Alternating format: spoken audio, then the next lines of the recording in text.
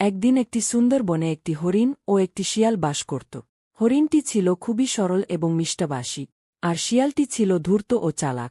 হরিণটি সবসময় বনের সব প্রাণীর সাথে বন্ধুত্বপূর্ণ আচরণ করত।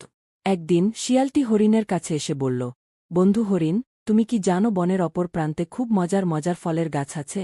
চল, আমরা সেখানে যাই এবং মজা করি। সরল মনের হরিণটি শিয়ালের কথা বিশ্বাস করে রাজি হয়ে গেল। তারা একসাথে সেই ফলের গাছের দিকে যাত্রা শুরু করল। যখন তারা বনের গভীরে পৌঁছাল, শিয়ালটি কৌশলে হরিণটিকে একটি গভীর খাদে ফেলে দিল।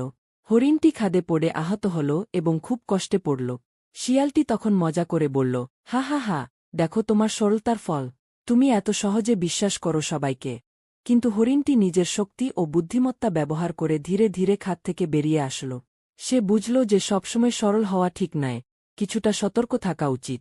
বনবাসী সবাই এই ঘটনা থেকে শিক্ষা পেল, এবং হরিণটি তার অভিজ্ঞতা থেকে অনেক বেশি সতর্ক ও বুদ্ধিমান হল। শিয়ালও শিখল যে কারো সরলতাকে দুর্বলতা ভাবা উচিত নয়, কারণ প্রকৃত শক্তি মন ও মনের শক্তিতে নিহিত।